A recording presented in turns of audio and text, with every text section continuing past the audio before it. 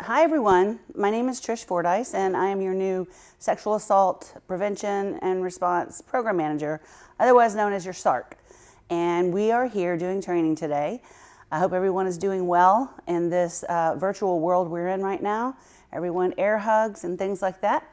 So we're going to roll through this fairly quickly and painlessly, and at the end I'll foot stomp some things, some takeaways that you need, and then I'll be introducing a special guest at the end. So here we go. The SAPR program. Services are available 24/7 for all locations, including deployed locations. My number is up there. I'm the point of contact for this location. If you will, take out your smartphones or write my phone number down and put it in your phone later. Hopefully you'll never need it, but if you do, you'll have it for any, even if it's not sexual assault, for any traumatic services or anything you need that I can maybe help you get resources. So my number is 501-533-7823.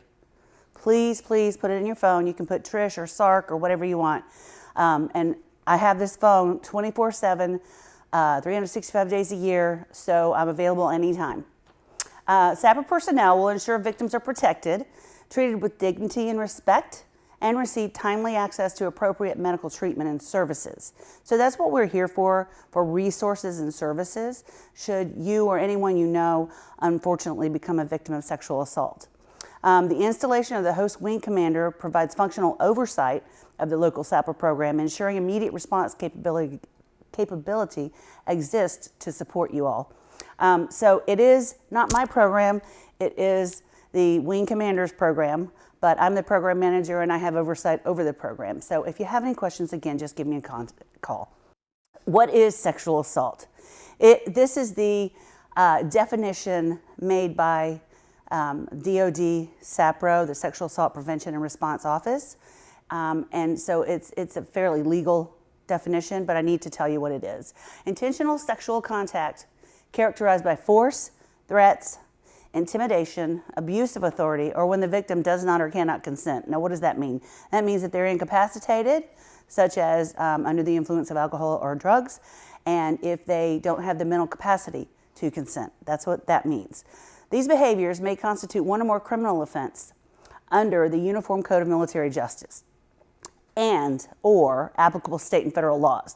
So since you are in the National Guard, it's more than likely not going to be UCMJ unless something happens while you are in inactive status. It will probably be a state or federal offense that we're dealing with. Nonetheless, you don't have to worry about that. UCMJ sexual assault offenses and the manual for courts-martial under Article 120, rape, sexual assault, aggravated sexual contact, and abusive sexual contact, and 120 Bravo, sexual abuse of a child. Attempts or conspiracies to commit such acts are also punishable under Article 80 and Article 81. Other sexual or related offenses under the UCMJ include Article 93A, prohibited activities with recruits and trainees. That's for recruiters and instructors, things like that. And 117 Alpha, wrongful distribution or broadcast of intimate images. So we have sexting, and so please, if you have teenagers or kids, mind them not to send any explicit photographs over their cell phones or any other media. 120A, obscene mail, again, email or phone, sexting, texting, things like that. 120C, other sexual misconduct, and 130 stalking. So there's the legal mumbo jumbo. Again, you don't have to worry about it. I just want you to be aware of it. Next slide. Consent. What is consent? Well, there's a whole lot of words on this page. We can talk about consent for hours and morality and things like that, but basically it's a freely given agreement to the conduct at issue by a competent person. Again, a competent person who is of mindful faculties, is not inebriated or any other fashion. An expression of lack of consent through words or conduct means there is no consent. So if somebody says no, or if they push you away, that means no, specifically. A lot of times in situations where there's a sexual assault, there isn't, because the victim is intimidated. So there isn't an outward no, but unless that person says yes to whatever activity you want to engage in, then there's no consent. Lack of verbal or physical resistance does not constitute consent, just like I said. Submission resulting from the use of force, threat of force, or placing another person in fear does not constitute consent. A current or previous dating or social or sexual relationship by itself, or the manner of dress of the person involved with the accused in the conduct at issue shall not constitute consent. So if somebody's walking around in a bikini at your office, they're probably not supposed to do that, but that's not consent. Even if they're naked, they still aren't consenting to a sexual act unless they say yes. A sleeping, unconscious, or incompetent person cannot consent. Consent cannot be assumed. If you are unsure about consent, always ask and wait for an affirmative response. Stop unless you have explicit permission to continue. These definitions are training definitions and are not necessarily the definitions used to determine whether conduct is prosecutable under the UCMJ or other applicable laws. Again, those are things for the attorneys to be concerned about, but just make sure if you're engaging in some type of sexual activity that you get consent. And I'm not sure if you all have seen it, but if you can YouTube consent T, clean version, then it's really a simple video to show you that consent for sex is just as easy as asking someone for tea. If they want tea, they'll say yes. If they decide that they have become tired and don't want tea anymore, then it's no. But it's a cute video, but it really gets down to the point. So I urge you to go look at consent T, clean version on YouTube. Next slide. Okay, reporting. These are very important. I've got a little test that I'm going to show you at the end for takeaways for this training. 2 types of reports. An unrestricted report is investigated and command authorities are notified, and you can report to anyone without worrying about what you can and can't do. The next type of report is something you need to remember. It's a restricted report. If you don't want anyone to know, or you don't want command involvement or an investigation, then you probably want to report a restricted report. Now, it's confidential. Again, it's not investigated, and it can be made to me, the SARC, to a SAPR victim advocate, and we have several in our command. We have Jennifer Poindexter at LRS, Regina Monk at LRS. We have several others who are pending certification, Erin Evans at Ops Group and Katie Booth at Ops Group. And we have in maintenance, Stephen Beecham and Annette Arnold. So those are our 6 victim advocates thus far.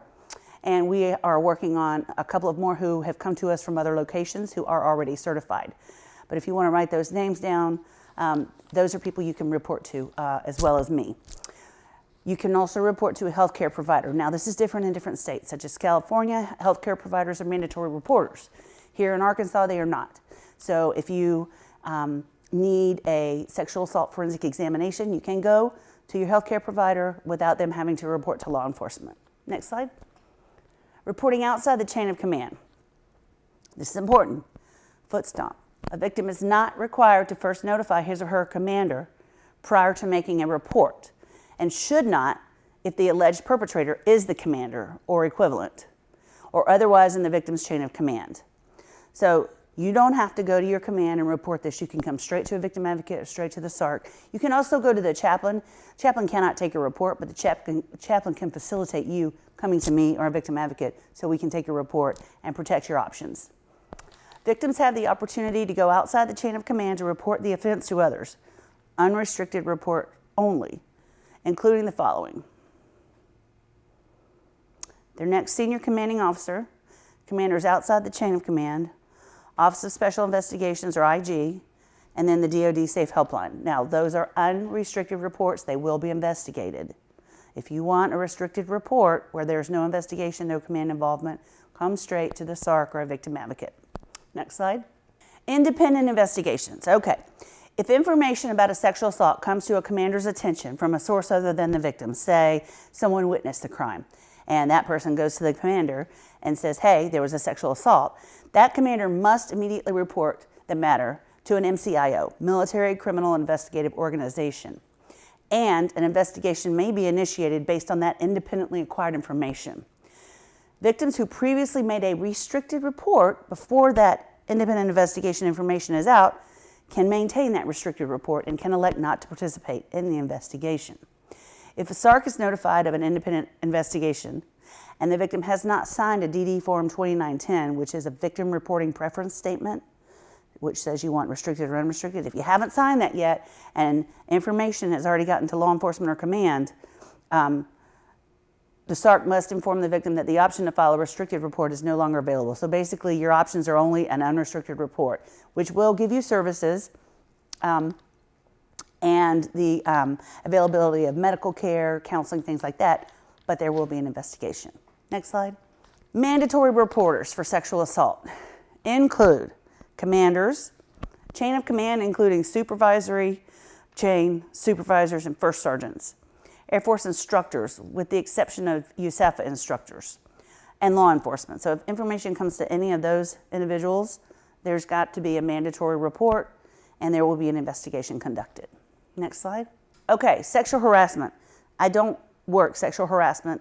Equal Opportunity works a sexual harassment case. You can still come to me and I can help you, but it's not the same as sexual assault, but it's along the continuum of harm. So there's sexual harassment, and it can elevate and escalate and then become a sexual assault, but that's not something my office works, again, specifically. Sexual harassment involves unwelcome sexual advances, requests for sexual favors, quid pro quo, and other verbal or physical conduct of a sexual nature that unreasonably interferes with an individual's work performance or creates an intimidating or hostile work environment. Complaints of sexual harassment can be reported to the EO office or command, and they can help you get to the EO office. Sexual harassment may be civil or criminal, depending on the act. Next. Sexual assaults that occur between intimate, married, or dating partners, or when the victim is below the age of 18, are to be reported to Family Advocacy Program. And there are a lot of nuances here. For us, at the Air National Guard, it would be Miss Emily Holmes, who is the Director of Psychological Health.